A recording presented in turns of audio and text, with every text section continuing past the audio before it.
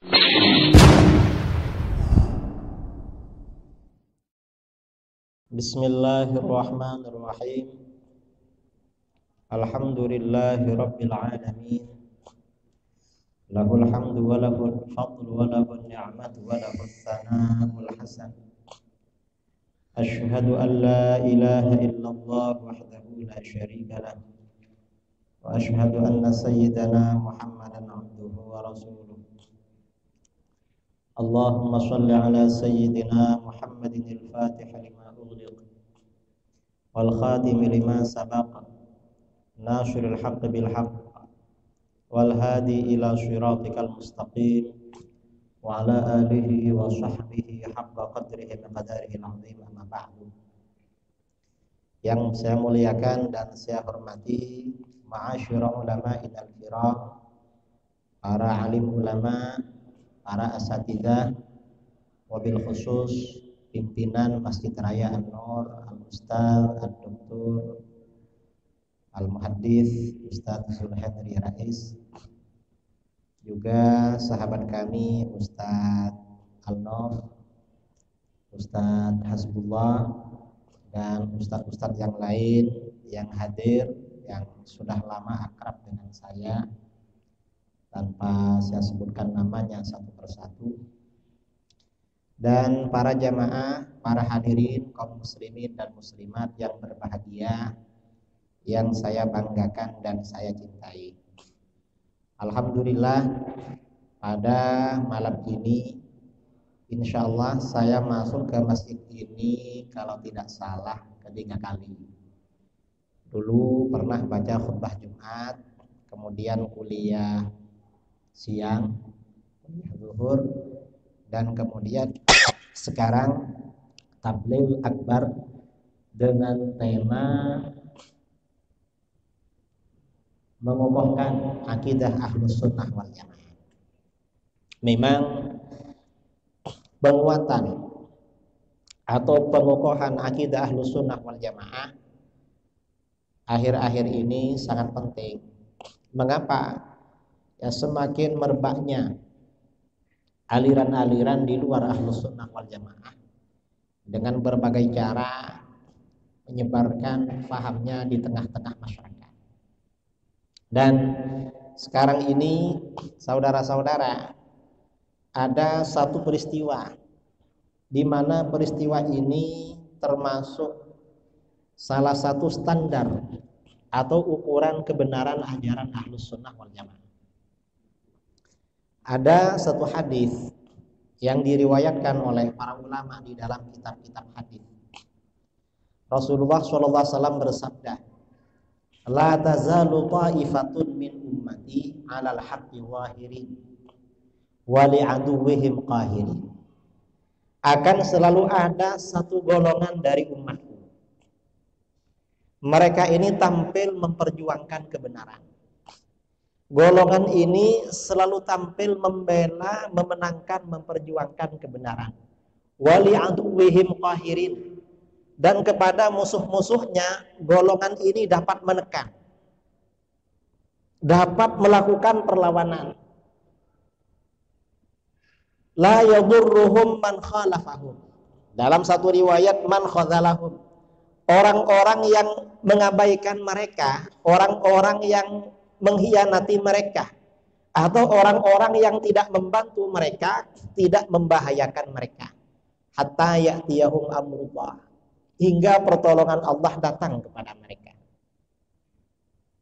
Para sahabat bertanya, aynahum ya Rasulullah, mereka ada di mana hai Rasulullah? Rasulullah SAW menjawab, hum bi Baitil Maqdis wa aknafiha. Mereka ada di Baitul Maqdis dan area-area sekitarnya. Ini ahlul haq akhir zaman.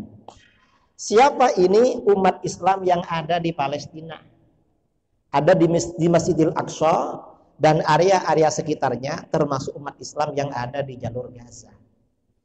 Kita ingat kemarin menjelang akhir Ramadan, umat Islam di Gaza dan Masjidil Aqsa berperang melawan Israel. Perang selama 11 hari. Setelah perang 11 hari, Israel minta tolong Amerika minta tolong Mesir melobi Hamas untuk menghentikan serangan rudal ke Israel. Mengapa? Karena Israel kewalahan dan peluru anti rudalnya tinggal 3 hari. Sementara pelurunya Hamas, rudalnya Hamas siap menghujani ibu kota Israel selama 6 bulan. Tiap hari. Takbir. Ini siapa ya umat Islam yang ada di sana? Dalam hadis ini, satu golongan dari umatku selalu tampil membela kebenaran. Dan mereka menekan musuhnya. Musuhnya ini punya senjata paling canggih seluruh dunia, Israel. Israel ini senjatanya paling canggih. Karena anak emas Amerika. Ini bisa dilawan. Dan ini orang-orang Palestina tidak dibantu oleh saudaranya. Karena negara-negara Teluk, negara-negara Arab takut pada Israel, takut pada Amerika. Gak dibantu, tapi oleh Allah diberi kekuatan luar biasa. Bahkan kabarnya, bom dan pelurunya Israel yang tidak meledak di Gaza itu lebih 1.200. Tidak meledak. Hanya jatuh gitu aja. Lebih 1.000. Nah ini siapa mereka? Imam Syafi'i. Kita ingat, Imam Syafi'i, imam kita lahir di Palestina. Dan penduduk Palestina mazhabnya Syafi'i. Jadi mereka ini mazhabnya Syafi'i. Ada pada hari raya kemarin, ada ustadz, ada ulama Palestina ke rumah saya. Saya tanya, apa mazhabnya? Orang Palestina, orang Yordania, dan Mesir mazhabnya Syafi'i. Dan tahu yang namanya Hamas. Hamas itu singkatan dari Harakatul Muqawamah Al-Islamiyah. Gerakan perlawanan Islam. Hamas ini punya sayap militer namanya Al-Qassam. Al-Qassam ini nisbat kepada ulama yang mati syahid. Syekh Izzuddin Al-Qassam. Beliau syahid tahun 1933. Al-Qassam ini seorang ulama bermazhab Syafi'i. Akidahnya Asy'ari, Ahlus Sunnah wal Jamaah, dan beliau mursyid Thariqat Syadzaliyah. Jadi mereka ini Ahlus Sunnah wal Jamaah. Kita yang ada di Indonesia, alhamdulillah bersyukur pada Allah, mazhabnya secara fikih sama dengan orang Palestina. Akidahnya sama dengan mereka, dan kita ini juga pecinta thariqah, pecinta ilmu tasawuf. Ini mereka orang-orang. Jadi sama akidahnya sama dengan kita. Sama-sama akidah Ahlus Sunnah wal Jamaah. Dan ini disabdakan oleh Rasulullah SAW ketika Palestina masih di bawah genggaman Romawi, dikuasai Romawi, Kristen. Palestina ini baru ditaklukkan oleh umat Islam itu pada masa khalifah yang kedua, Sayyidina Umar bin Al-Khattab. Rasulullah sudah bersabda, nanti ada kelompok pembela kebenaran. Ya ini orang-orang Masjidil Aqsa dan orang-orang yang ada di sekitarnya, termasuk penduduk Gaza. Dan Imam Syafi'i ya lahirnya di Palestina. Ini akidah Ahlus Sunnah wal Jamaah, ajaran Ahlus Sunnah wal Jamaah. Dan akidah Ahlus Sunnah wal Jamaah ini, akidah Ahlus Sunnah wal Jamaah ini akidahnya kaum pemenang. Umat Islam ini kalau ingin menang, maka akidahnya harus Ahlus Sunnah wal Jamaah. Mengapa? Karena akidahnya kelompok pemenang itu akidah Ahlus Sunnah wal Jamaah. Palestina ini tidak hanya sekarang dikuasai asing. Pernah dikuasai orang Nasara dari Eropa, Inggris dan sekitarnya dan sekutunya. Itu lama. Dan ini baru kemudian tentara Nasara, pasukan salib berhasil diusir dari Palestina oleh sultan yang terkenal, namanya yang disebut dengan pahlawan perang salib, Sultan Salahuddin Al-Ayyubi. Dan Sultan Salahuddin Al-Ayyubi ini mazhabnya Asy'ari, sama dengan kita. Beliau muridnya Imam Muhammad bin Al-Muwaffaq Al-Khabushani. Imam Al-Khabushani muridnya Muhammad bin Yahya. Imam Muhammad bin Yahya muridnya Al-Imam Hujjatul Islam Abu Hamid Al-Ghazali. Jadi Sultan Salahuddin Al-Ayyubi ini muridnya Al-Ghazali, cuma muridnya generasi keempat. Beliau Ahlus Sunnah wal Jamaah. Ini salah satu, kembali kepada yang tadi ya. Artinya apa? Di antara standar kebenaran ajaran Ahlus Sunnah wal Jamaah adalah para pejuang Palestina. Mereka mazhabnya sama kita, sama dengan kita. Lalu bagaimana dengan orang-orang Wahabi? Orang-orang Wahabi di Saudi mengejek pejuang Palestina. Ketika negara-negara lain, umat Islam di Kuwait, di Mesir, di Qatar, di Turki, negara-negara lain mengumpulkan donasi untuk Palestina, Arab Saudi melarang bantuan untuk Palestina. Mengapa? Karena dia Wahabi. Wahabi tidak dimuliakan oleh Allah membantu saudaranya. Ini Palestina sama dengan kita. Nah, akidah Ahlus Sunnah wal Jamaah ini harus kita kokohkan, harus kita perkuat. Apa akidah Ahlus Sunnah wal Jamaah? Kita pada malam ini kan mengokohkan akidah Ahlus Sunnah wal Jamaah. Akidah Ahlus Sunnah wal Jamaah ini ada tentang ketuhanan, uluhiyah, ada tentang nubuwah, tentang kenabian. Kemudian juga ada tentang ghaibiyat, perkara-perkara gaib. Kemudian ada perkara-perkara sam'iyat, hal-hal yang wajib kita yakini dasarnya dari Al-Quran dan hadis. Nah, sekarang kita akan mencoba apa akidah Ahlus Sunnah wal Jamaah tentang ketuhanan. Ini yang akan kita kokohkan pada malam ini. Mengapa? Agar kita bisa mengoreksi, bisa tahu bahwa dewasa ini ada akidah di luar Ahlus Sunnah wal Jamaah, tapi merajalela di Indonesia, terutama di Pekanbaru. Karena di Kalimantan, di Sumatera ini ada segitiga provinsi. Kelompok di luar Ahlus Sunnah wal Jamaah merajalela. Provinsi mana? Riau, Jambi. Lalu selatannya apa namanya? Sumatera Barat. Ini yang namanya faham Wahabi atau Salafi. Ini di luar Ahlus Sunnah wal Jamaah dan sangat berbeda dengan kita. Akidahnya beda dengan kita. Apa akidah Ahlus Sunnah wal Jamaah dalam masalah ketuhanan? Dalam masalah ketuhanan, Ahlus Sunnah wal Jamaah oleh para ulama dibangun di dalam konsep akidah yang disebut dengan sifat 20. Sifat 20 ini adalah konsep akidah ajaran Ahlus Sunnah wal Jamaah. Sekarang ini sifat 20 berusaha diganti dengan tauhid yang keliru. Tauhid apa? Yaitu tauhid dibagi 3. Karena Wahabi ini punya perbedaan kita ya dengan Wahabi. Kalau kita ini konsepnya sifat 20, kalau Wahabi akidahnya tauhid bagi 3. Tauhid. Tauhid apa?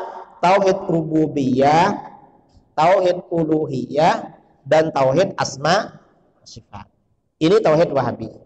Kalau kita sifat 20, sifat 20 ini adalah akidahnya mayoritas umat Islam.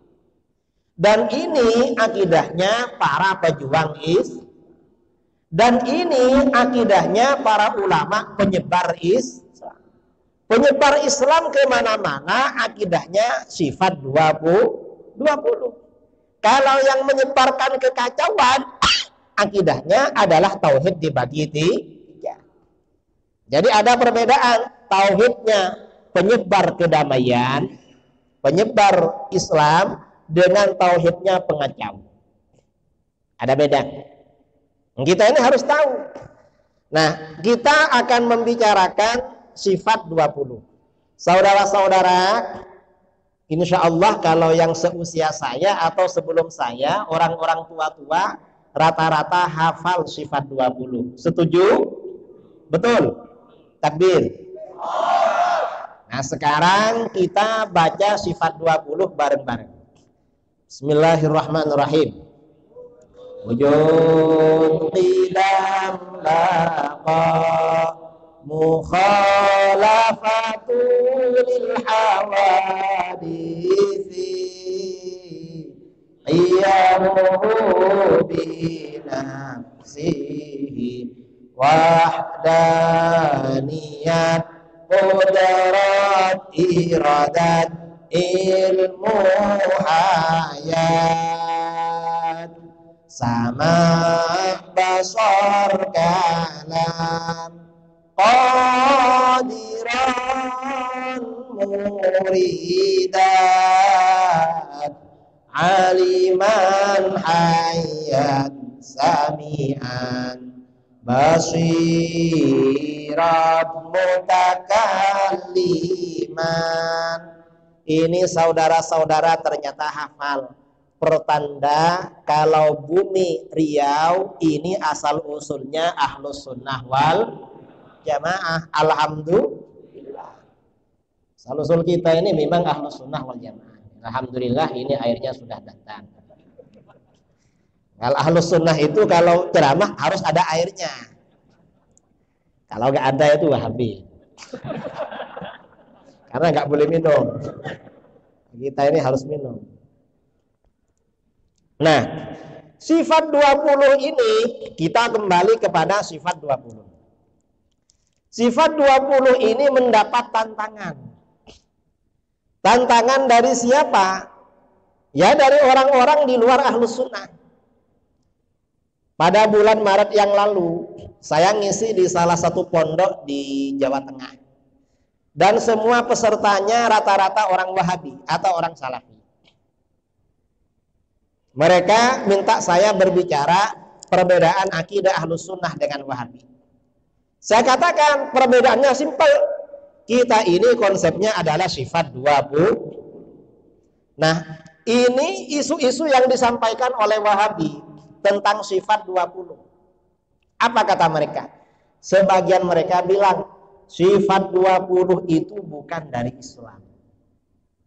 Dari mana? Katanya dari ahli filsafat Yunani. Kata mereka. Ini pelecehan kepada umat Islam. Pelecehan kepada para ulama. Mengapa? Para ulama kita ini lebih cerdas daripada bangsa-bangsa sebelum Islam. Dan keyakinannya lebih kuat daripada umat-umat sebelum Islam. Keyakinannya lebih kokoh. Gak mungkin mengadopsi dari orang-orang di luar Islam dalam urusan akidah. Gak betul itu. Sama sekali gak betul. Sifat 20 ini dasarnya ya Al-Quran hadis. Ini yang pertama. Ada lagi orang Wahabi yang bilang, apa kata mereka? Ustaz, kenapa sifat wajib bagi Allah 20? Terus, kan Asmaul Husna jumlahnya 99. Kemana yang 79? Apa dibuang? Kata mereka itu berarti membuang sisanya yang 79. Karena cuma diambil 20. Ini juga gak betul. Karena para ulama Ahlus Sunnah wal Jamaah banyak yang menulis kitab-kitab syarah Asmaul Husna. Imam Al-Ghazali punya kitab namanya Al-Maqsadul Asna fi Syarhi Asma'illahil Husna. Apa kata beliau? Ternyata sifat 20 ini setelah dikaji secara mendalam, Asmaul Husna yang jumlahnya 99, setelah dikaji secara mendalam, isinya bermuara merujuk kepada sifat 20 memang. Sifat 20 ini sudah kesimpulan dari 99 Asmaul Husna. Jadi gak benar kalau sifat 20 ini mengurangi sifat wajib bagi Allah. Nah, pertanyaannya, mengapa para ulama kita membangun konsep yang disebut dengan sifat 20?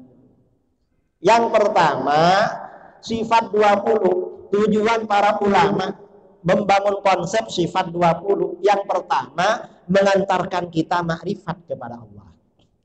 Makrifat itu artinya apa? Makrifat itu artinya kenal.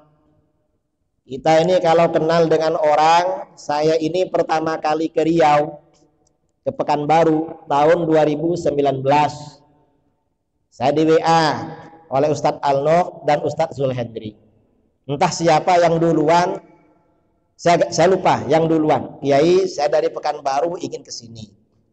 Satunya kiai ingin mengundang kiai ke Pekanbaru.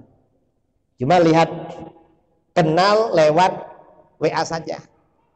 Nah, yang namanya kenal kalau kepada orang, ternyata kenal orangnya. Oh, ini orangnya. Ustaz Alof, Ustaz Zul ini orangnya agak manis. Gak cakep lah. Ternyata orangnya masih muda, masih kuat, masih apa itu. Itu namanya kenal ya. Kalau kita ini kenal kepada Allah, kita ini kan wajib kenal pada Allah. Wajib yakin. Cuma di dunia kita gak bisa melihat Allah. Melihat besok di akhirat kalau masuk surga. Maka bagaimana? Kenal kepada Allah adalah melalui sifat-sifatnya. Dan itu sifat 20. Jadi sifat 20 yang mengantarkan. Itu yang pertama. Yang kedua, mengapa 20? Mengapa gak lebih dari 20? Kata para ulama, sifat 20 ini batas kemampuan akal manusia dalam rangka makrifat pada Allah. Lebih 20 kita gak mampu. Gak mampu. Kata para ulama, paling mampu kita 20. Lebih dari 20 gak mampu. Zambian itu kan kenal dengan saya. Mungkin waktu khutbah dulu, atau kuliah pertama, kedua dulu, atau di masjid-masjid sekitar Pekanbaru dulu akhirnya kenal. Tapi kan perkenalannya pada saya kan terbatas. Kan gak tahu semua kan. Saya dulu sering ngisi acara-acara mungkin kira-kira 9 tahun lalu. 9 tahun, 8 tahun. Kalau acara ibu-ibu itu atau acara para asatid, para kiai, saya tanya, ini hadirin kenal enggak sama saya? Kenal Pak Kiai katanya. Betul, kenal. Saya mau tanya, saya ini sudah kawin apa belum? Waktu itu. Ada yang bilang sudah, ada yang bilang belum. Waktu itu.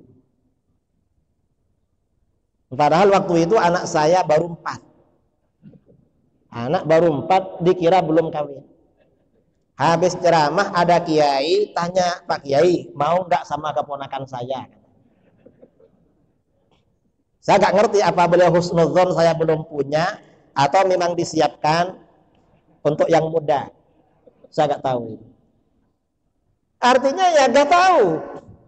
Orang artinya apa? Orang kemampuan orang, pengenalan orang pada orang itu terbatas. Apalagi makrifatnya, pengenalannya kepada Allah. Ini yang kedua. Yang ketiga, mengapa sifat 20? Sifat 20 ini juga merespon penyimpangan-penyimpangan aliran di luar Ahlus Sunnah wal Jamaah. Ini yang jawaban, tanggapan, respon. Yang keempat, mengapa sifat 20? Sifat 20 ini jawaban terhadap soal-soal yang mendasar tentang Allah. Kita ini kalau berkenalan dengan orang, siapa namamu? Dari mana asalmu? Tinggal di mana sekarang? Umur berapa sekarang? Kerjanya apa? Kan begitu. Sifat 20 itu juga begitu. Sehari semalam kita ini diperintahkan dan dianjurkan beribadah pada Allah. Mau ke masjid, baca doa. Mau naik masjid, baca doa. Turun dari masjid, ada doanya lagi. Lalu singgah di rumah makan, mau minum, baca doa. Habis makan, baca doa lagi. Kemana-mana baca doa. Pasti pertanyaan pertama, apakah Allah itu ada? Jawabnya adalah sifat wujud. Sifat wujud. Apa dalil wujudnya Allah? Dijawab oleh para ulama, Allah itu punya sifat wujud. Sifat wujud itu wajib bagi Allah. Karena sifat wujud ini wajib, wujud itu artinya ada. Karena sifat ada atau wujud ini wajib bagi Allah, maka kebalikan dari wujud yaitu adam, tiada, mustahil bagi Allah. Dalilnya mana? Dalilnya Al-Quran, hadis. Al-Quran dari awal sampai akhir yang dibicarakan itu zat Allah, nama Allah, sifat Allah, perintah Allah, larangan Allah, janji-janji Allah, ancaman Allah, makhluk-makhluk Allah. Dari awal sampai akhir. Hadis juga begitu. Tentang Allah semua. Cuma biasanya para ulama di dalam kitab-kitab tauhid, dalil yang disampaikan itu dalil akli. Dalil yang pendekatannya rasional. Mengapa dalil akli? Karena kalau dalil akli ini langsung mengantarkan pada keyakinan. Langsung. Itu kalau dalil akli. Kalau Al-Quran, hadis, ini hanya khusus orang yang beriman pada Al-Quran dan hadis. Sementara umat Islam ini kan punya misi, wajib menyebarkan agamanya kepada orang di luar Islam. Orang di luar Islam gak percaya pada Quran dan hadis, tapi mereka percaya pada argumen rasional, dalil-dalil akli. Karenanya para ulama kita membekali kita dengan dalil akli. Kalau ditanya apa dalil wujudnya Allah, di dalam kitab tauhid biasanya dijelaskan dalil wujudnya Allah adalah adanya alam.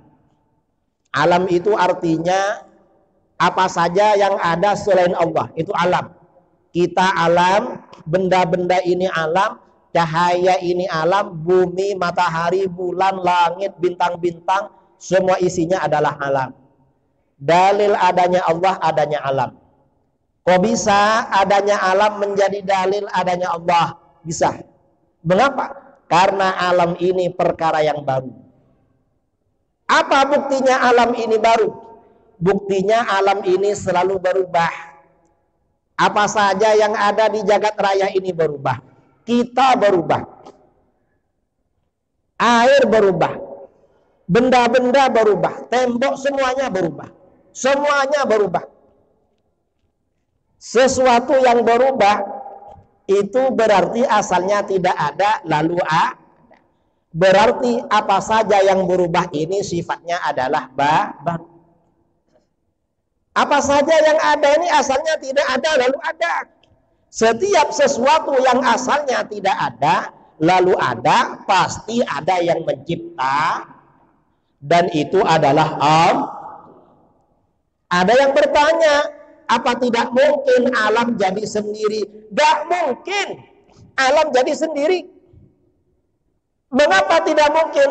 Alam jangankan menciptakan dirinya, alam ini menciptakan dirinya sendiri gak mampu. Jangankan menciptakan dirinya, menjaga eksistensi dirinya agar tidak berubah gak mampu.